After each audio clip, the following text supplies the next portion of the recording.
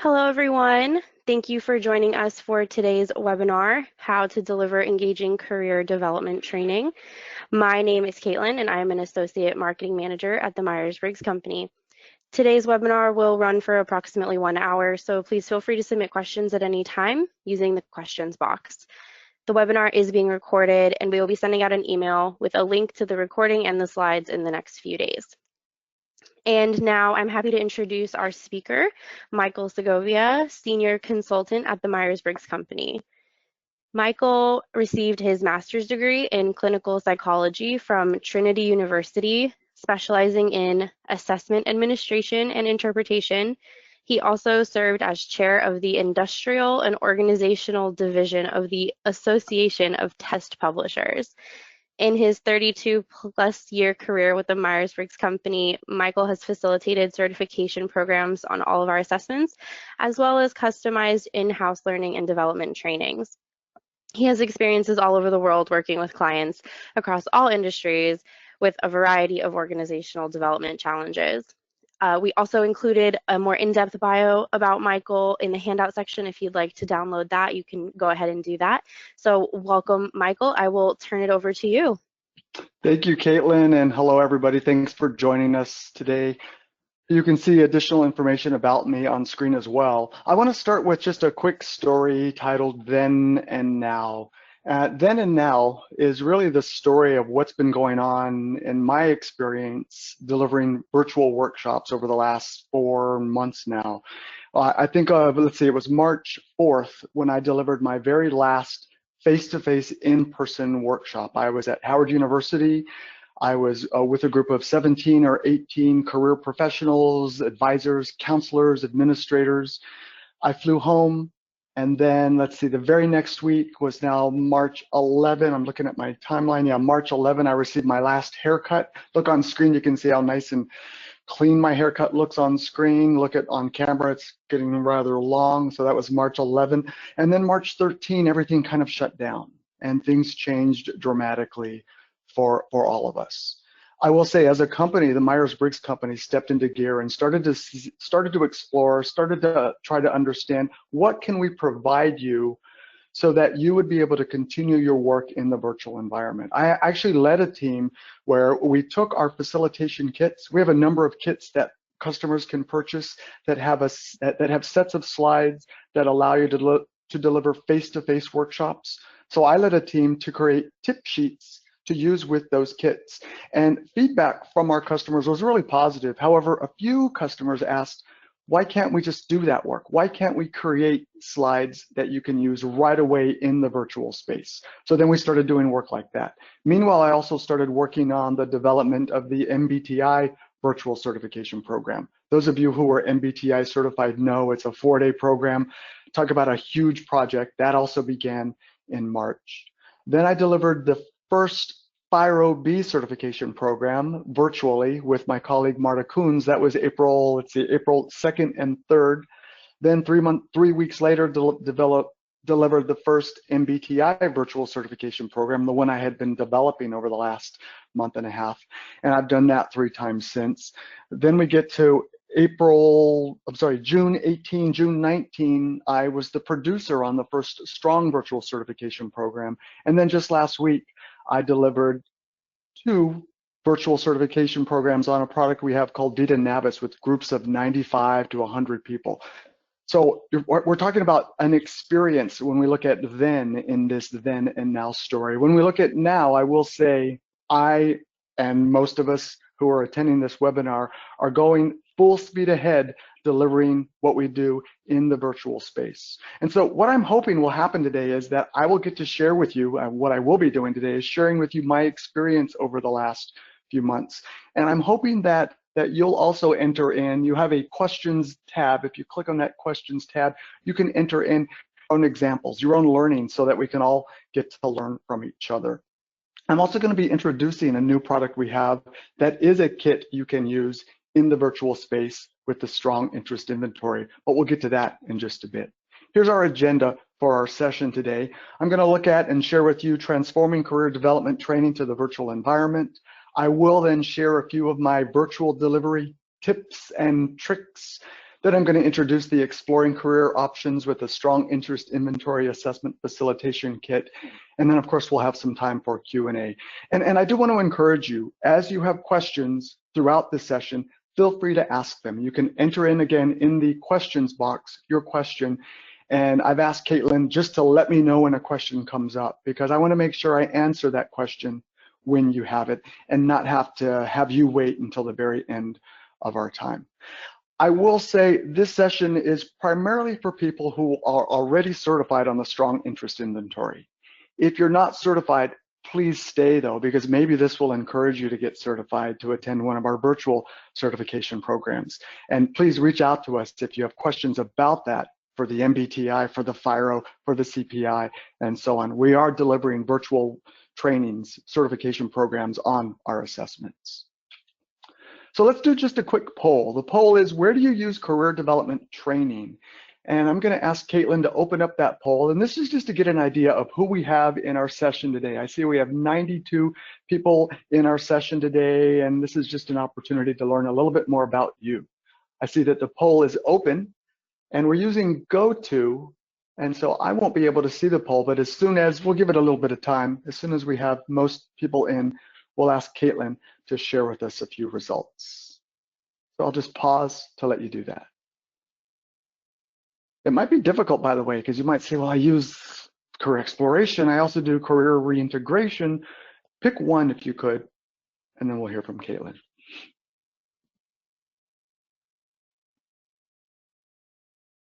Just gonna give it one more minute, and then One I more will minute? Great, no let worries. you know. Okay. So I'm putting the results up on the slides. So it looks like we have the biggest group, 37% in career exploration, with the next biggest group being 29% in career development, then 25% with choosing a college major, 7% with employee engagement, and 1% with reintegration. Okay, so a spread, if you will. Thank you, Caitlin. And why it's important to know this information, because it helps us see how the strong interest inventory isn't something you just take at the end of your high school, maybe junior, senior year, or maybe just in college.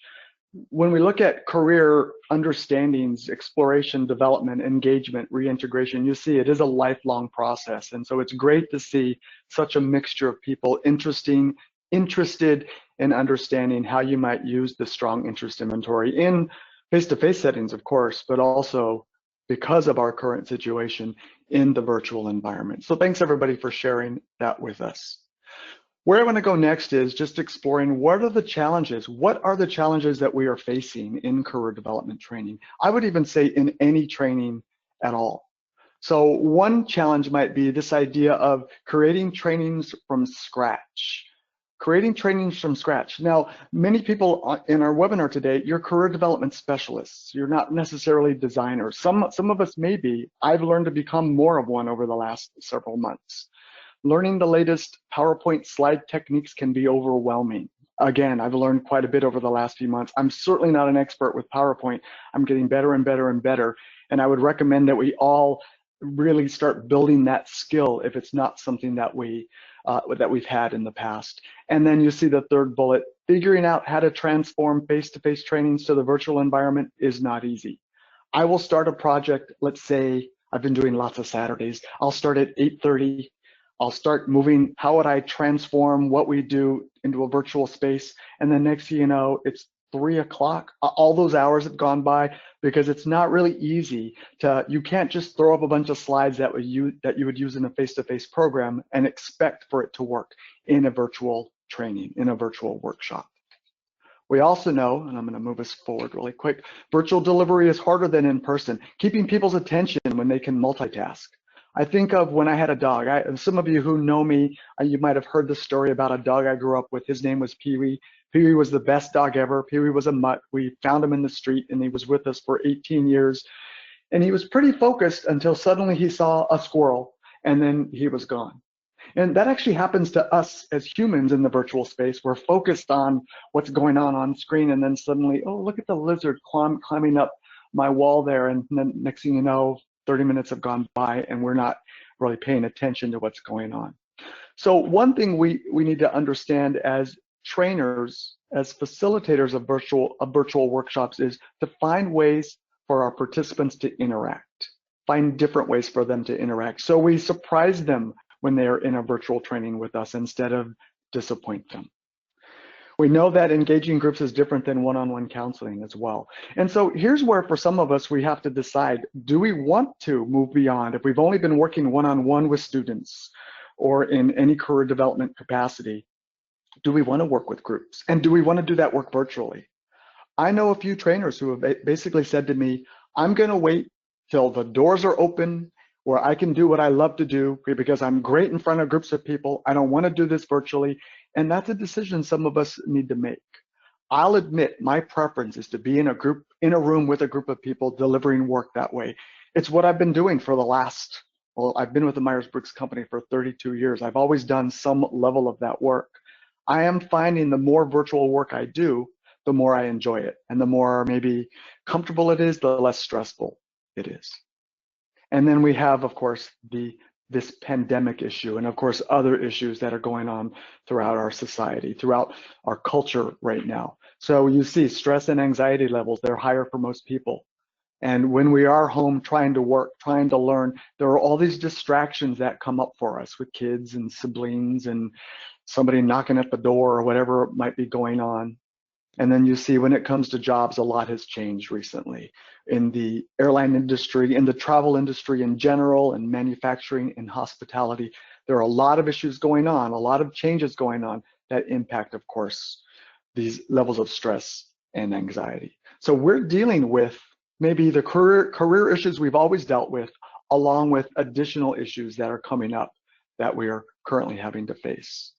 So I want to just open it up and I'd like to hear from you. I'm going to open up this as well so I can see this. If you could, in the question box, enter in any other issues that you're currently facing as career development professionals. Any other issues that you might be facing. And feel free, Caitlin, as you see them, I'll take a look as well. You just open up the question box and I just want to hear from you what else you might be facing. I'm just going to count to 10. Those of you who know me, I like to count to 10, just to give you some time to think about it.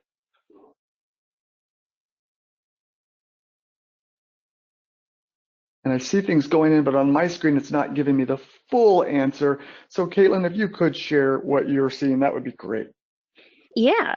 So I think one thing is really students changing majors.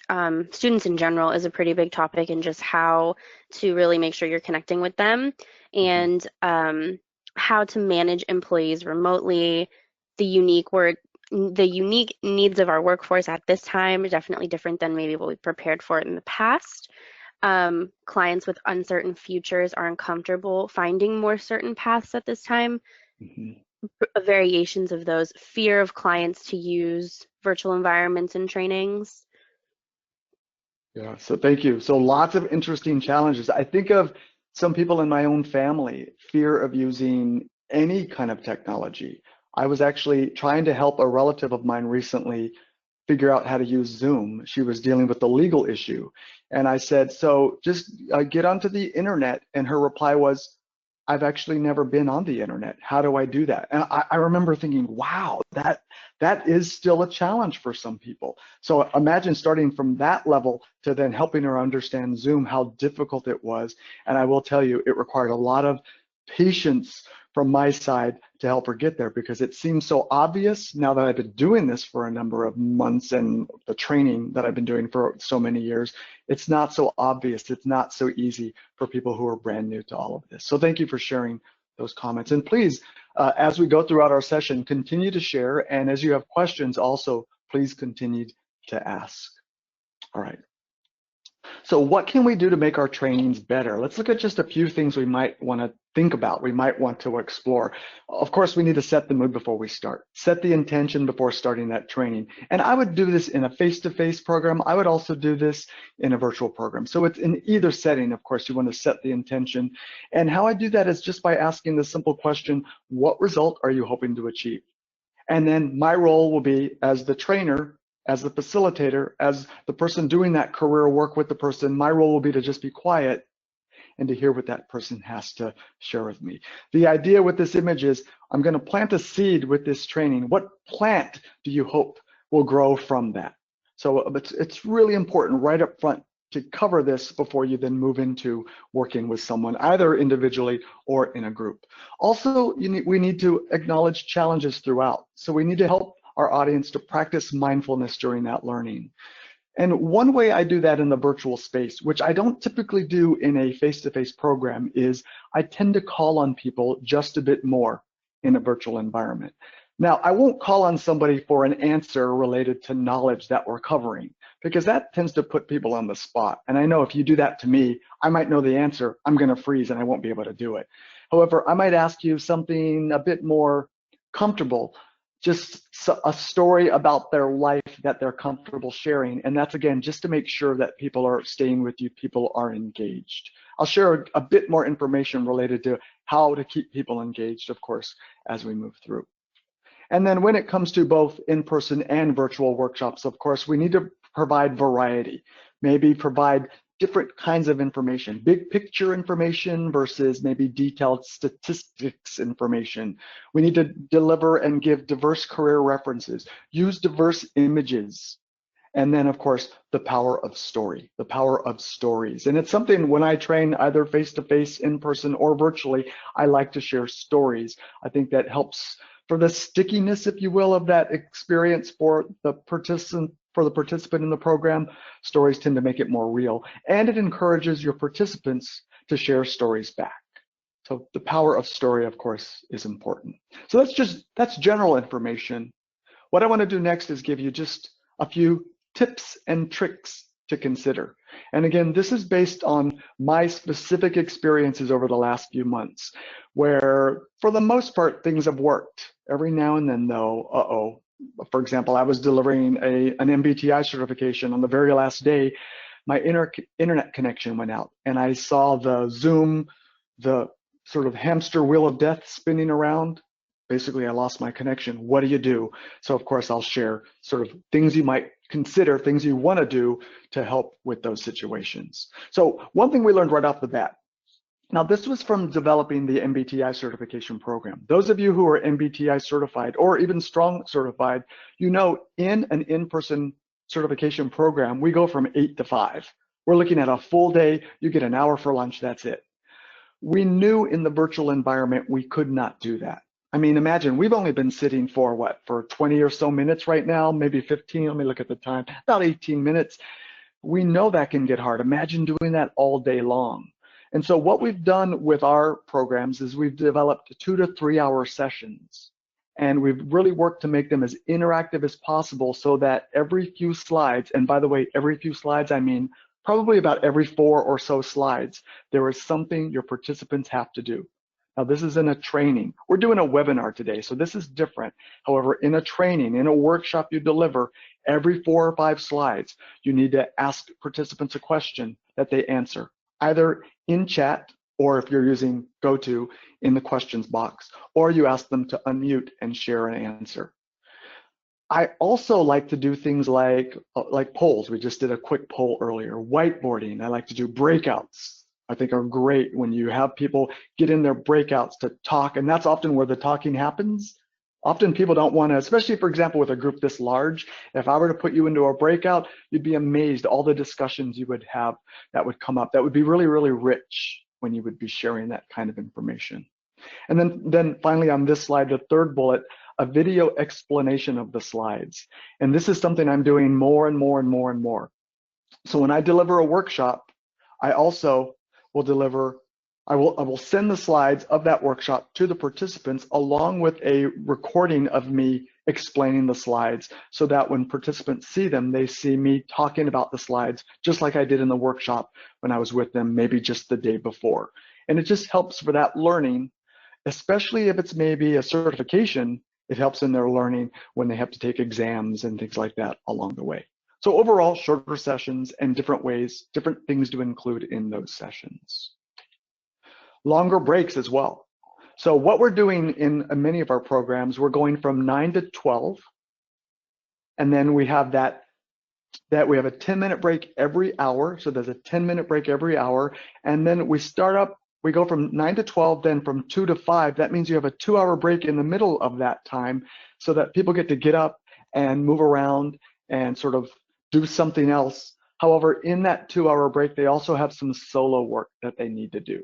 So in the MBTI program, we send them to some online learning. In the Strong certification program, we send them to looking at their reports and doing some solo work to understand those results a little bit further, and so on. So longer breaks in the middle. And what happens at the end of every day, participants tell us, wow, that went by so fast. I thought this was going to be so long and tedious, and I wanted more instead. So just something to consider as you're working. And by the way, if you're doing career development training, any training at all, these are some tips I hope that you will think about trying. More stretch reminders. So we're not at a 30-minute mark, but we're close to it. So I always just like to remind people we need to keep our bodies moving. So every 30 minutes, just remember, get a good stretch in. Maybe let's all do that now. I can't see you, but you can see me. And I put an image there to encourage that, just to remind people. Get some blood flowing, and it helps people to stay focused, helps people to stay energized moving forward.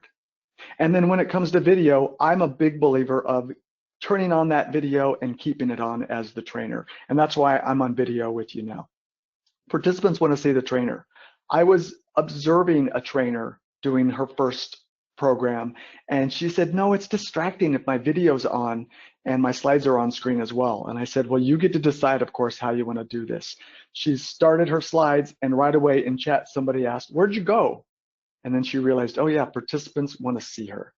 So you see at the second bullet, it's the closest thing you can offer to being there by just being on camera. And you'll see participants can keep on their video and on mute, and it gives you a way to answer. It gives you a way to understand who has questions. Let me explain that third bullet further. Something I've been doing that really works well, and this will depend on the size of group that you have. We're too big for this, of course, but if I'm doing a workshop, and I just had one 2 weeks ago for 15 people, I'm able to see everybody on screen. And I ask everybody, stay on video. I want to see you throughout that workshop. However, please keep your audio on mute. And when you have a question, click unmute. And that lets me know as the trainer, oh, Joanna has a question because Joanna has just unmuted. And it's a great way to moderate people's comments and questions, because if people just unmute and start asking a question, then they talk over each other. And Zoom is what I'm using most, and Zoom doesn't allow that to happen. The sound then interrupts. And so it just helps me see, you've unmuted, I call on you, you ask your question, make your comment, and then go back to mute, and then somebody else unmutes, and we move forward from there. Again, a great way to manage, and it helps participants know that they are going to be called on, and it encourages them to then share questions and, of course, comments along the way. Comments along the way. All right. And then another tip might be to work on personalizing the experience. When I'm delivering a workshop face-to-face, I'm a big fan of flip charts. I've actually attended a course on the principles of graphic facilitation, on how to draw nicer flip charts with interesting images. In the virtual environment, if I had a flip chart behind me, I would be pointing at something behind me, not as maybe user-friendly. So instead, I've created little smaller versions of those flip charts. It might be hard to see on screen because I also have my slides up, but here's a little sign I've created.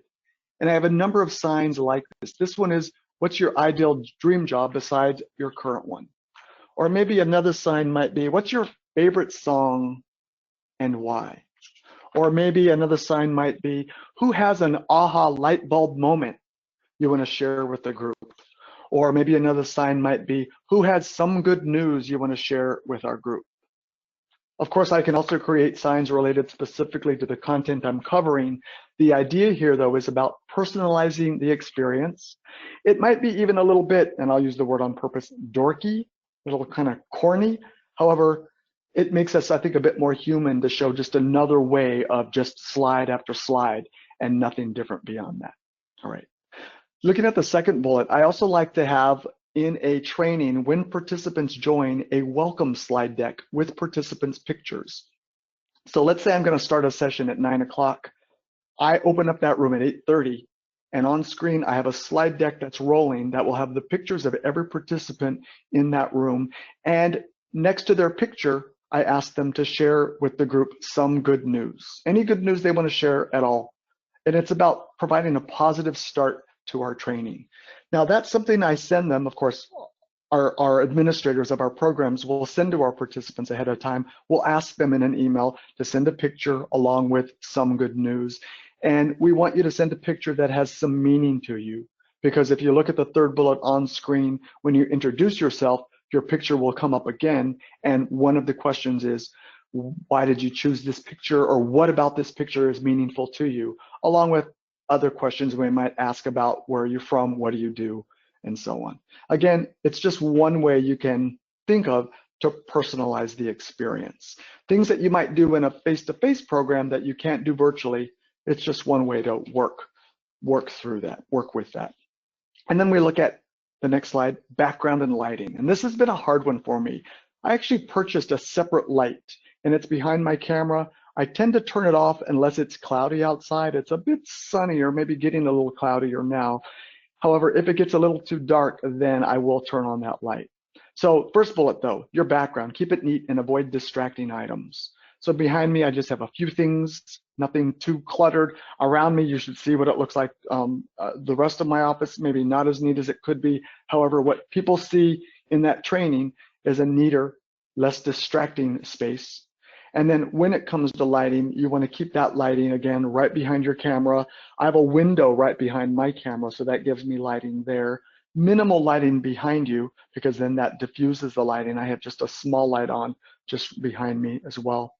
And while it's not on this slide, camera should be just slightly above your eye level. So mine is just about right there.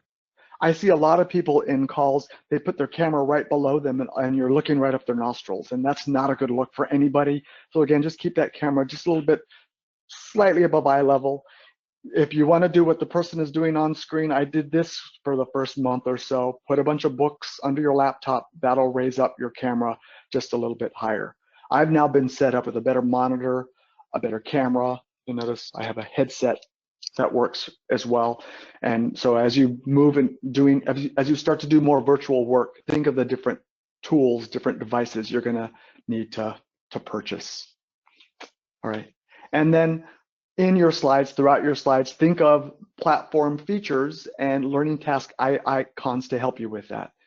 So in the slide deck I'm gonna show you in just a bit, I'm gonna show you just a few slides. You'll see we've included things like, there's a breakout icon. It's on the far left of this slide. And when that icon appears on a slide in a training, it lets participants know, ooh, in just a minute, we're gonna be put into a breakout. Or if the chat icon appears on screen on a slide, it lets participants know, ooh, Michael's gonna ask me a question, or I'm gonna get an opportunity in chat to write in my questions.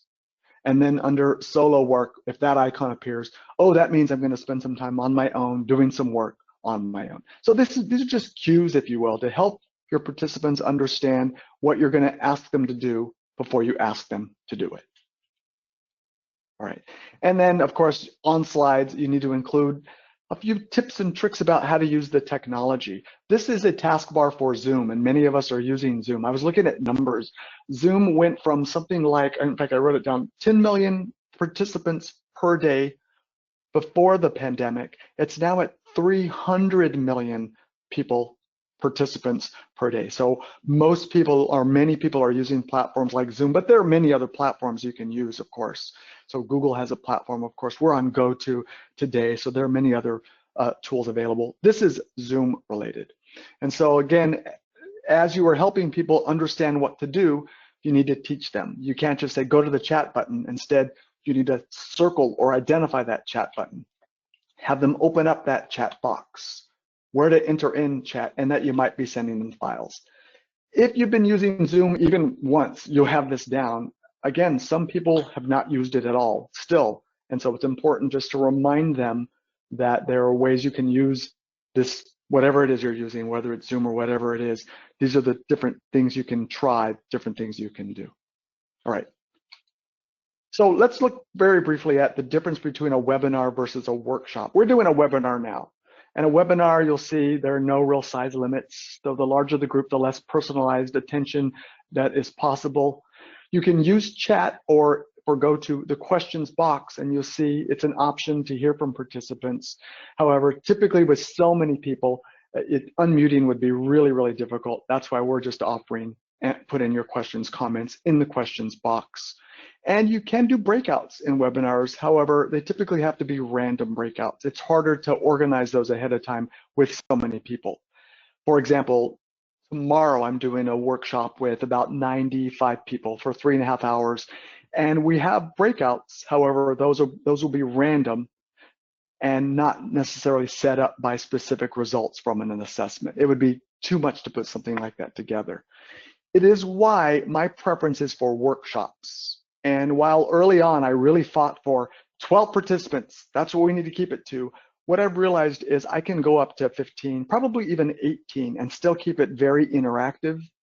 You'll see when we do these workshops, you can then see video of participants, so it allows participants' video to be seen and audio to be heard, and breakouts can be organized with more intent ahead of time. I actually, when I deliver a workshop with 15, 18 people, I create a spreadsheet and I create all of those breakouts ahead of time. I send them to my producer, who then has them and knows in 5 slides, this breakout will come and these are the people who will go into that breakout. So if you prepare that ahead of time, that can be really helpful. One limitation is you can only prepare one breakout at a time. You can't, on any platform that I know yet, create all of your breakouts for the day and then just press a button.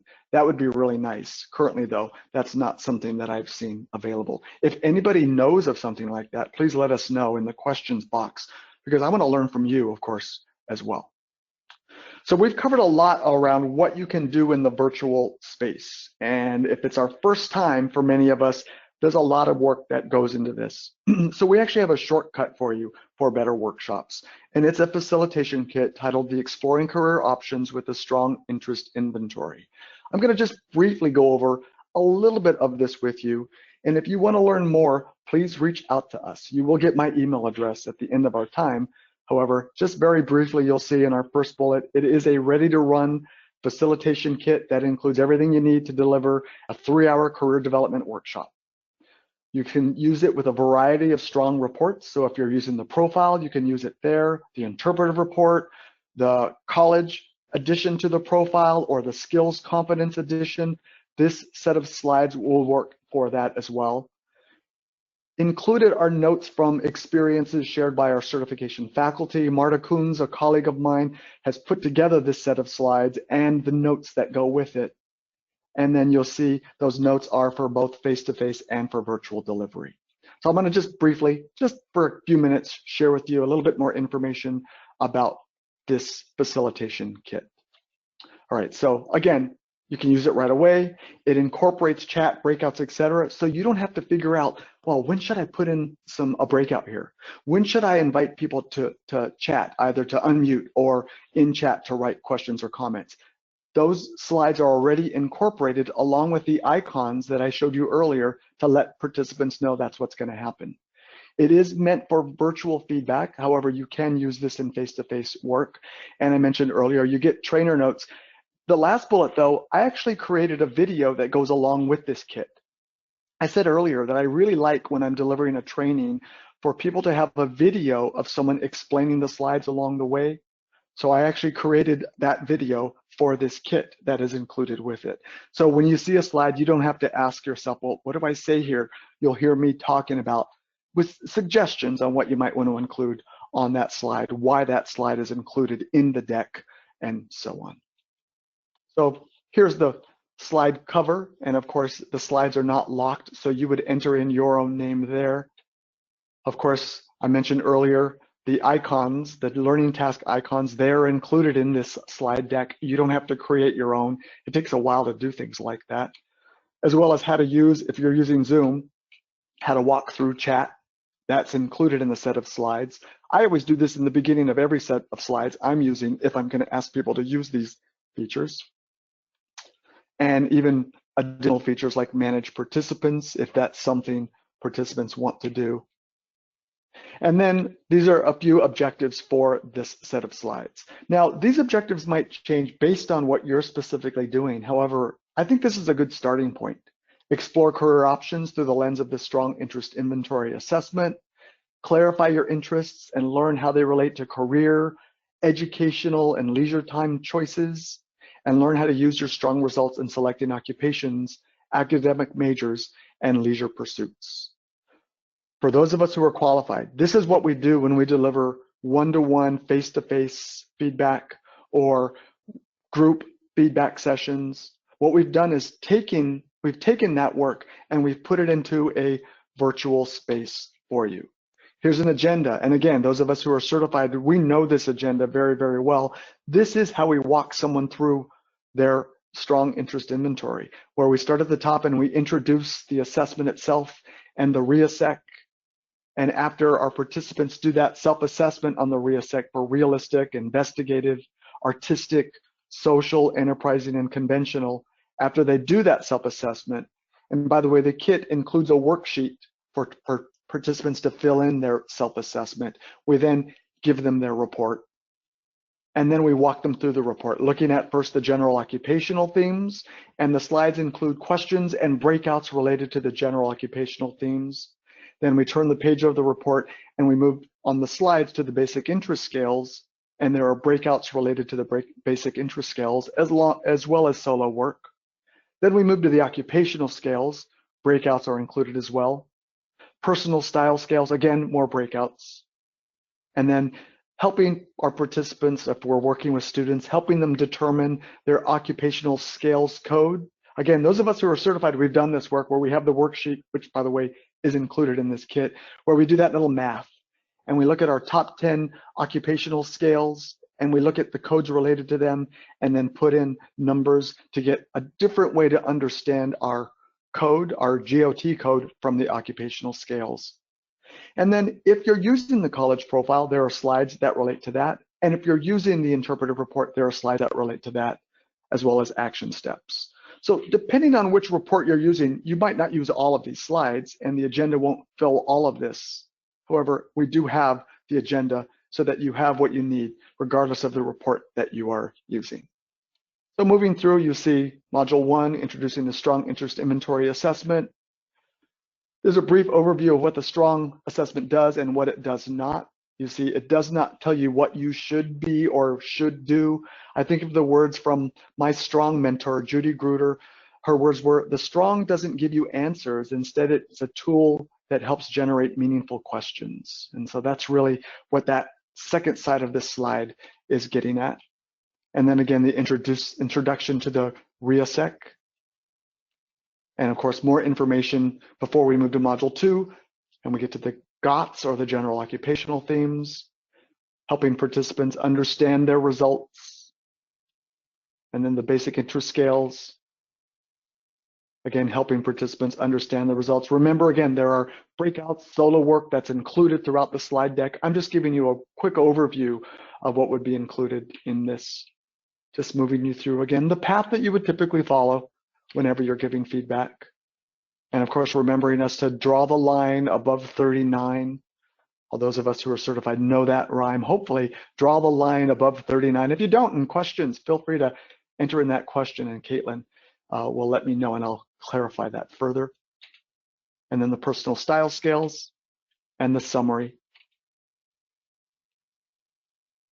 and so on. All right, so let's just do a quick summary of all of this, and I do want to then open it up for more questions.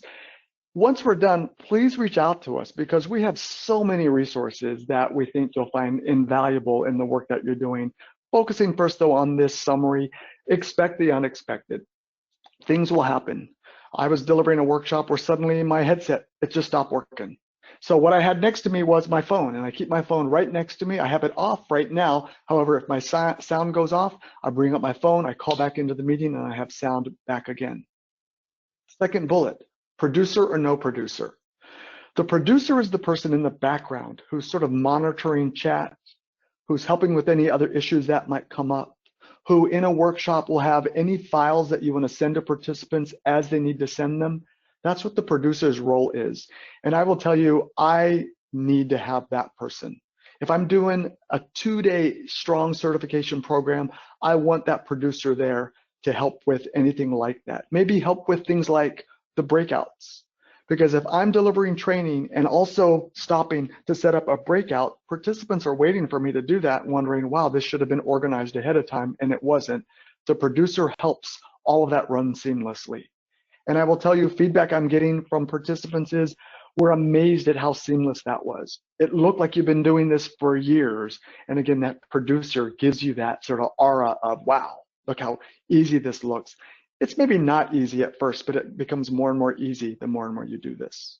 If I look at the third bullet, pick a platform and then play, play, and play. Play, if you're using Zoom, whatever it is you're using, call up friends and just play with it so that you get more and more comfortable displaying your slides, more and more comfortable on camera, more and more comfortable bringing out the video images so that you can see everybody and then putting it back so you can then see your slides. Play, play, and play some more. Because people expect, it's been months into this crisis, people expect us to be able to do this work.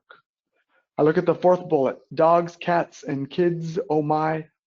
I will say, whenever I deliver a workshop using an online platform, I just let participants know that it's okay if their dog runs into the room and wants to jump on their lap, or if the door opens and their child comes in on a walker or one of those little stroller things and wants to say hi. That's perfectly okay. Don't be embarrassed by it. It's part of our current reality.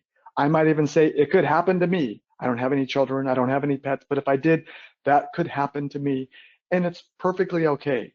Early on, I would see people panicking, almost like we probably have seen, maybe it was CNN, there was a person being interviewed and it was in his home office, the door opened and his two children ran in, and then his wife comes crawling in, pulling the kids out, and you could see just the panic on his face.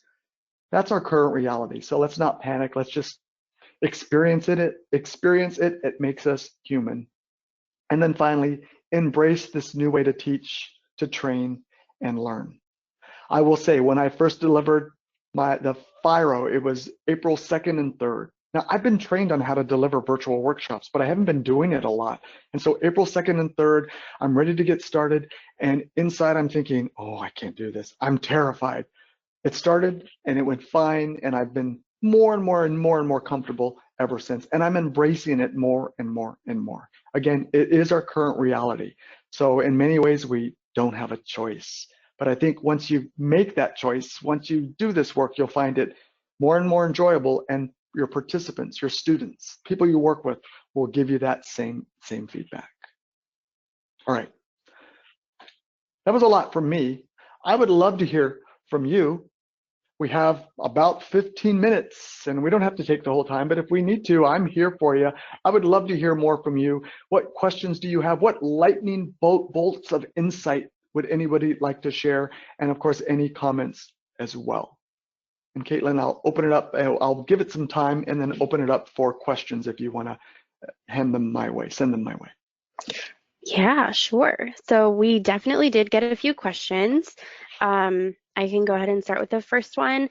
How frequently are the job titles updated to reflect current business trends? Sure. So the strong was actually revised in 2004. However, the occupational scales were revised in 2012. So still not maybe a couple of years ago, but not that long ago. That said, our research division constantly looks at those job titles. One of them I'm worried about, and again, those of us who are strong certified know this one, is bartender. Bartender is my top occupational scale, and I'm proud of that scale. Now, of course, it's not saying I'm supposed to be a bartender. However, our research division is looking at that one, wondering, is that the right one? Maybe mixologist, or maybe something else entirely. The answer to the question, though, is we constantly look at these job titles to make sure they're as current as possible. And especially as we move out of this pandemic, we'll likely see additional changes along the way. Thanks for that question. Great. The next one is, what do you think about using backgrounds in Zoom? Do you use them? And if so, any suggestions for visuals? I don't like the virtual backgrounds. Why I don't like them is because they tend to be distracting. You'll see, and I'm maybe as a person who doesn't use them, I'm a bit envious when a participant has the beach behind them and the palm trees going. That can be somewhat distracting. The issue, though, sometimes though, is it cuts off parts of your head, parts of your face, and then it looks a little odd, and then it becomes distracting. So I just use my background. I know some colleagues who are purchasing, and you can buy these online screens that go down that have just a static image on the screen. Other people are buying green screens that then the virtual background will hold a bit more firm and it won't be as sort of wobbly, if you will. Okay, so does the kit contain instructors' comments for each slide, or is it just for a few of the slides? It's for not every slide, but many of the slides. So some slides you won't even need a comment or whatever. However, typically if there isn't a comment, they're in the slide itself, and the comments will be if you look at the notes. Let's say if I took these slides off of presentation mode, I can move up to notes. You'll see them right below there. If it's not there, then you'll likely hear me talking about that slide instead. However, if you don't need a note, we didn't include it because it's something that we would know in general. Okay, another question, there's actually two similar ones. So what are the best activities that work well in the virtual program? And then the similar is, are there breakout activities included in the facilitation kit? Yes, so I'll answer the second part of that first. There are breakouts throughout, and so under the general occupational themes, you would get into a breakout and you can do them randomly. You can also do them by results. For example, maybe you would break out on purpose somebody who reports realistic as the first part of their theme and somebody who reports artistic as the first part of their theme, and you give them questions to explore based on their results. Under basic interest scales, the question there is, how are you using any of your top 5, and where do you think they are from? And if you're not using them in your work, how might you include them in an avocational way? Because when we think about the basic interest scales, our top 5, especially if they're in that higher area, very high especially, they definitely should be some part of our lives in some way. And so the breakout focuses directly on that. Okay. Another question is, what advice do you have for people who are going to be doing virtual delivery trainings for the first time? My advice is just do it. And it's going to be, I'll admit, terrifying. That's that first reaction that I had. However, once you just deliver, it becomes more and more and more and more comfortable. So just start doing it. And a kit like this will help you do it because it has everything that you need. Now, if you have to do it yourself, I would then talk to other people who are already doing this work so that they can give you a few tips on when would you put a breakout in? When would you invite people to chat? When would you want people to go into a whiteboard and use annotation? When might you put in a little quiz? I like doing little quizzes and using annotation where people can put in their stamp. If you haven't done this before, I would definitely talk to people who have done this. And again, I would recommend the kit that we're talking about, the Exploring Career Options with a Strong Interest Inventory. It has what you need to get started right away. Great. So another question is, oh, I just lost it. Are the comment sections and poll sections embedded in the slides, or is that something that we would have to add in ourselves? Are the comment sections and the poll sections? Read that again to me if you could, please, Caitlin. Yeah. Are the polls and comment invitations, embedded in the slides? So the slides actually don't have polls for the exploring. There is not a poll in there. You would have to create that. And I will tell you, I don't use polls a lot. I like little quizzes instead. If the poll is going to add to the learning, I would include it. If you do a poll just because you want to do a poll, that's probably not the best reason. And so we didn't include a poll in there. There are, though, the chat questions. So when the chat icon will appear on the slide will be the question that we want people to answer. We want people to address. Okay. One more question that I see. I have two more questions. So do you recommend demoing ONET during virtual group strong interpretations? Yeah, what's nice about your top 10 occupational scales is is it hot linked where you can click on, for example, if I want to learn more about bartender, I can just click on it and it'll take me right to the ONET. I think it's a good idea because then it helps people see what else they can explore. Just be careful not to go too much, because then you'll lose people if you go from screen to screen to screen to screen. Give them that basic interest, basic information, and also if they're interested, let them know they can reach out to you individually to learn more about it. Great. And then kind of on that, it's how can we find out more about the kit, how much it costs, more about what it includes? Caitlin, I'm going to hand that back to you. How would you answer that one? Yeah, so just sort of to wrap it up, we got that question from a few of you, and we will be sending out more information about the kit directly, but also if you already have a sales rep at the Myers-Briggs company, you can definitely reach out to them. If you don't, or if you don't know who that is, you will be hearing from them. You can go ahead and fill out a contact us form as well. So we're going to be sending over the slides and a copy of this recording for you to review, along with some additional resources to open up some conversations with you. So I think those are all of the questions that we have for today. Do you have anything else, Michael? I just have on screen a big thank you for taking your time, for being with us. I know we're all busy. In fact, people are telling me I'm even more busy than I was before all of this. So your time is valuable. So we want to thank you. If you want to reach out to me, my email address is near the bottom of this screen. You see it as msegovia@themyersbriggs.com. Please reach out to me with any other questions, any other comments, and any other ways we can help you do what you're doing just a little bit better.